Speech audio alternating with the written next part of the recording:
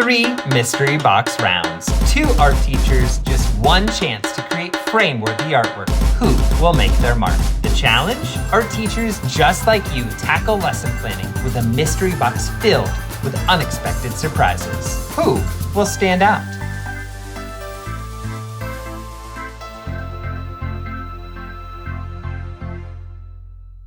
There are 3 rounds: the Bellringer, the art project, and the closure activity. Each lesson component comes with its own box of mystery art supplies. You must use all of the supplies in some way. Also available to you, anything you can locate in your art room or your art closet. You must use every mystery box supply in some way and transform that item. I'm super excited about and slightly nervous about Framed. At the end, you'll reflect and evaluate yourself on your successes, challenges, and creativity. Will your students create frame-worthy artworks, or will you need to reframe for next time? I love trying different things, learning about different things, and experimenting. I'm Jonathan Jervich, and welcome to the Art of Education's Framed, the ultimate art teacher showdown where creativity is key and the transformation of materials is the only way to survive.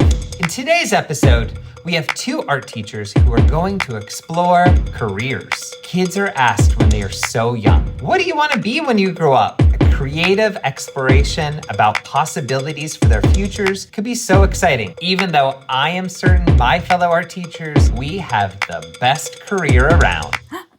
What is this that I'm wearing, you ask? Oh, it's my mourning veil because I'm going to mourn for Kyle because he's just going to get annihilated in this. My name is Jenn Russell, and I am a high school art teacher in North Texas. I really love what I do. I get to do something different every year, and that kind of feeds my Sagittarius go with the flow, type B type of a teacher. I fell in love with visual arts really early. I remember designing my quinceañera dress, and especially being around creative family members. They were always handing me pencils and markers and crayons, and I just took it as a sign that I needed to draw. I'm going up against Kyle Wood, and he's like the knower of all of the things. So I'm sure he's gonna like blow it out of the park.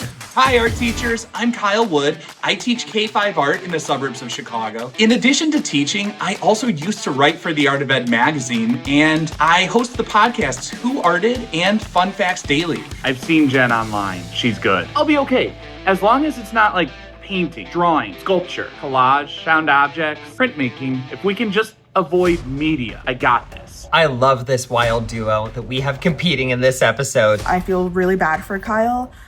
Great guy. However, he is gonna get crushed. That is just what it is gonna have to be. And so I'm pre-grieving. I think the thing that sets me apart from other art teachers is my general lack of talent. And I don't mean that in like a self-pitying way. I mean, I had to work and grind and study and analyze to make sense of the arts. And so I approach it kind of differently, more like a scientist, experimenting and analyzing the results. And I think that gives me a little bit of an edge because I found some different ways of working and understanding different materials. I always tell my students, before I was an okay artist, I was a terrible musician. One day my friends actually had a bit of like an intervention. They sat me down and they're like, Kyle, listen. You're a terrible guitarist, but you're pretty decent at painting. You need to go to art school. You would actually be a really good art teacher. And it just made sense. All right, round 1 is our Bellringer activity. This is the moment where the mystery box has arrived, and I am starting to freak out, wondering what did I get myself into? Okay. Here we go, the round 1 box. This is for my Bellringer. Kyle and Jen, you have crayons, black paper, hole punch, and your wildcard item, rainbow clothespins.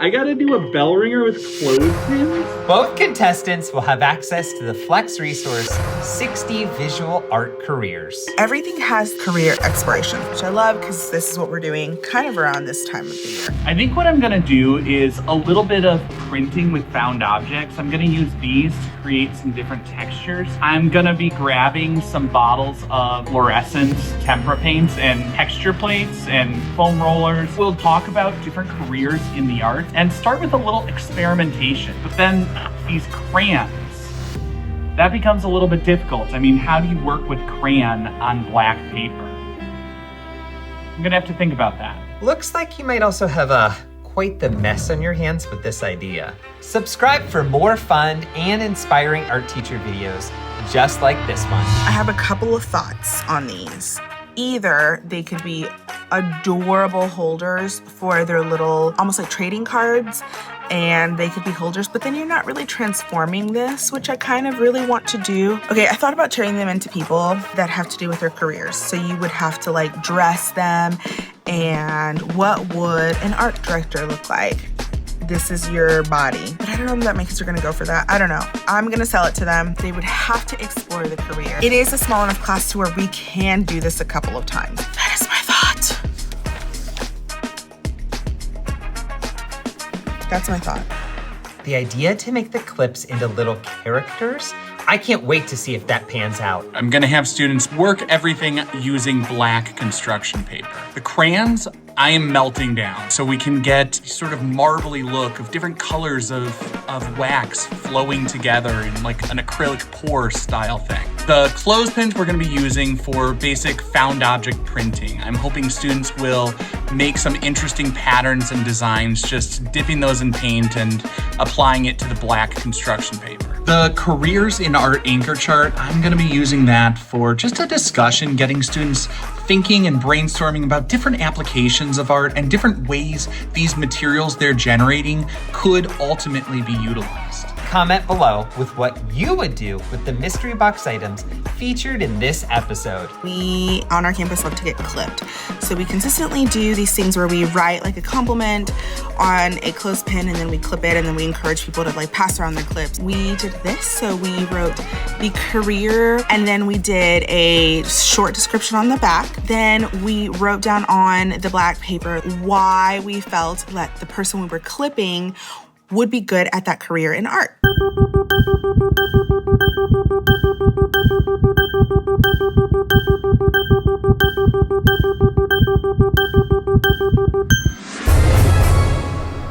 Jen, I love how you took part of your school's culture to encourage others. Encouraging one another as classmates while also learning about different art careers, it's genius. Those printed papers are beautiful. Now that they have all those painted papers, you could use them for so many applications in the future. Round one, I absolutely love the variety of colors, patterns, textures, the way students experimented so freely with the materials while keeping it focused on also quality. I think in round one, the thing that was the best was having that Flex resource. It's got them starting to think about different materials artists work with, and I think that's gonna make for better results in the end. In round one, we had a quick Bellringer and it actually got kind of crazy.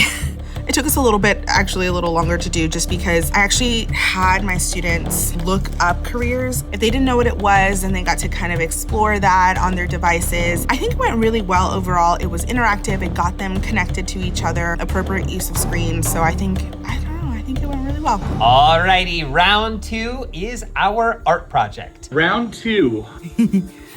Round two. Kyle and Jen, you have newspaper, What's happening? What is happening? Okay, tape, masking tape, duct tape, etc. Scissors. chalk pastels, We love those here. and your wildcard item, rainbow paper shred. Please tell me this is the wrapping. I'm really looking forward to this one. Are you kidding?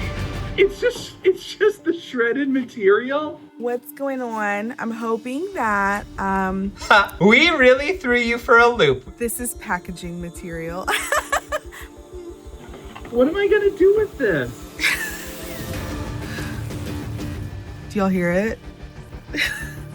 A little ASMR break.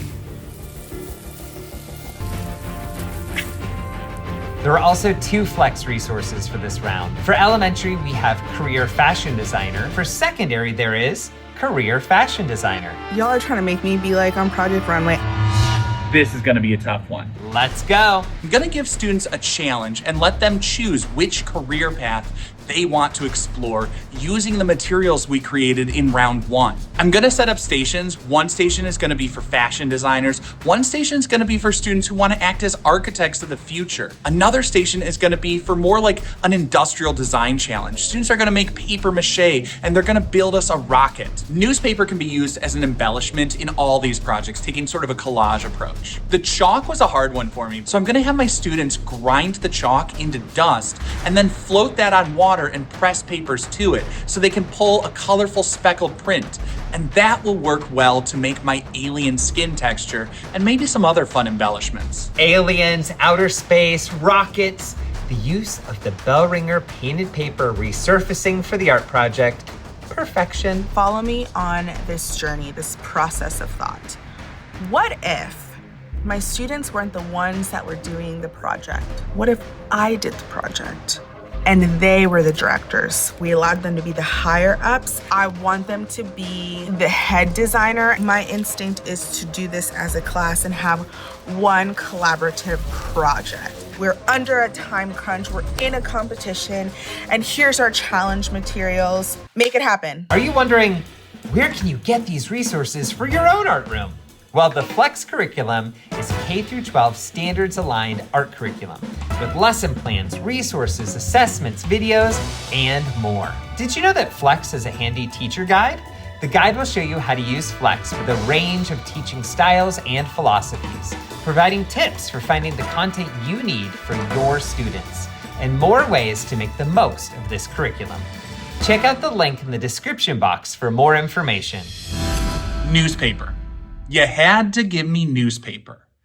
I love collage, but for the most part, I cannot stand seeing newspaper in there because it is very rarely integrated in a way that is thoughtful. Like the text, it's another texture. It doesn't create any new meaning. I like collage where every material has meaning and symbolic resonance within the piece, but I don't know, maybe this will be the time that it works. These paper shreds are actually kind of nice. I love how colorful they are as little embellishments to add some volume, color, and texture to their fashion designs and their buildings. Design intern, doing work, peasant to my children. So it's a skirt. It's like a bubble, or do you want like pleats? Okay, but I'm gonna add this to the bottom of it. So now what?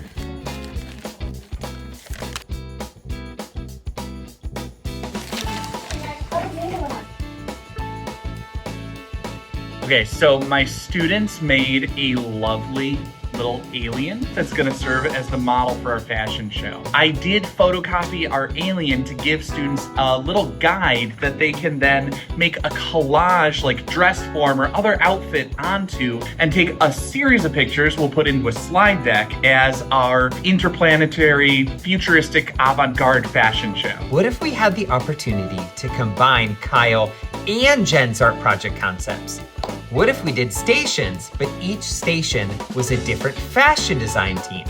One station could do a hat, one could construct a top, one the bottom of an outfit, and so on.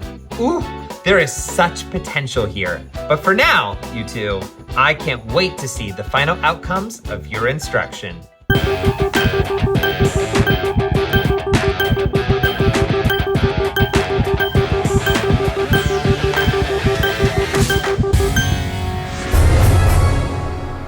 Jenn, I love the idea of putting the students in charge. What a very real world experience to become the team leads on this one. I love that you used a student's drawing of an alien to make a template for fashion design. The station idea worked out really well for you and your students. Okay, so the thing that really shocked me in round 2 was my students were way into this alien fashion show idea. I thought like middle-aged dude talking to kids about fashion, how can that possibly go right? But the kids were all about it. It was a lot of really cool experimentation with materials and adding different embellishments. It's a little monstrous, but also playful and just super cute. It went really well. They loved actually telling me what to do for a change. We got to collaborate a little bit on it as we went along. They were great creative directors. The sketching part, my kids hate to sketch, but they got their point across, and overall, they were happy with the product and I was happy with the product. That was a great time. And we've made it to round 3,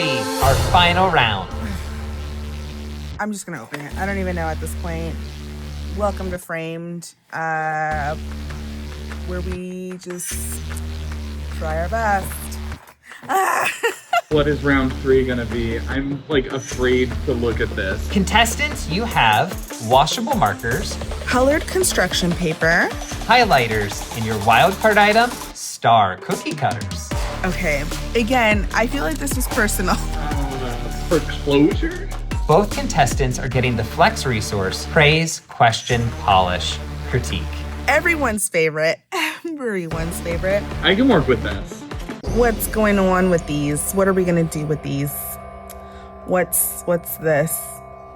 Let's go. The cookie cutters I'm going to use to make little awards to recognize students' achievements. And I'm going to melt down a bunch of old crayons, press the cookie cutters into there so that I get these cool, mixed up, marbly looking, colorful stars. I'm going to rip apart a few highlighters, maybe a lot of highlighters if this works. I'm going to try to extract all of the fluorescent ink in the highlighter and drip it into the melty crayon and see if I can get some glowy stars. The markers are what students are going to use to give feedback to their peers. I'm going to have them color code it, so they're using green for all the good stuff, yellow for the things they're wondering about, and the blue is going to be for the stuff that they see as areas to polish. I'm going to have them write it on the Flex anchor chart, but then I'm also printing off pictures so students can circle and highlight the areas they're talking about so it's more clear and concrete as they give feedback. Kyle, you are wild.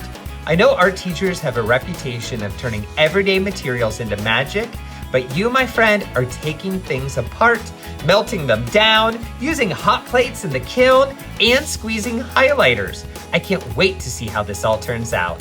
So I think what we're gonna do is make little notes and have them write a praise, a question, and a polish on all of their little stars. The polish would go in the littles and the praise would go on the bigs. Positive pink, yellow is a pause, orange is a, caution. It becomes kind of like a happy thing instead of a dreadful critique. Highlighters, an underappreciated art making tool. I love how bold the colors are, but then you turn on a black light, whoosh, magic. I took highlighters apart and kind of wrung out the fluorescent ink into the melty wax. I'm really happy with how my experimental stars worked out. So what I'm gonna do is use that as my glow up award for the students who do the most work and show the greatest improvement applying the feedback from our praise, question, polish critiques. Jenn is also using this resource to guide the feedback. And she said that students' responses don't need to really be that long, which makes all of this so much more manageable. And I'm gonna need to go get that Flex resource and grab this closure activity as soon as we're done here.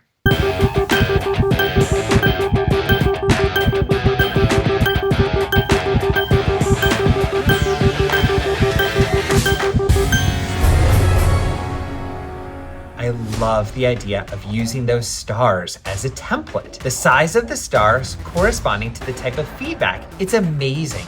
I love that Kyle is color coding with markers. I'm gonna go ahead and think about how my elementary students can make that happen in my room. How in the world could we pick just one winner? I was really happy with how our reflection went in round 3. I started with the whole class looking at a slide deck presenting all the different looks that they had created as a class. And then I printed off pictures of each individual slide so they had a printed full page image. Along with that, I gave students the printed out version of the praise, question, polish critique. Overall, I was really happy with the thoughtful feedback they gave. It was very constructive. I think students learned a lot from the discussion. Presenting that feedback to their peers was really powerful and impactful. And the anchor chart made it easy to guide that discussion and make sure that it was helpful and constructive. I really loved this round. They got to look at the download, put the download on their phone, and then they got to create a new way of critiquing that they had not done. It helped that they could visually see like, oh, I only have to fill this space. It doesn't have to be this big thing I have to say. So the representation of the big stars versus the little stars, I think, went really well. I think what I'll take away from all of this is the need to balance creative freedom and flexibility with a little bit of structure to keep it all grounded. And the Flex resources were really the bridge for all of that. Both Kyle and Jenn created framed masterpieces. Be sure to subscribe so you don't miss the next episode of high stakes lesson planning fun. Every masterpiece needs a frame, and we can't wait to see who will stand out.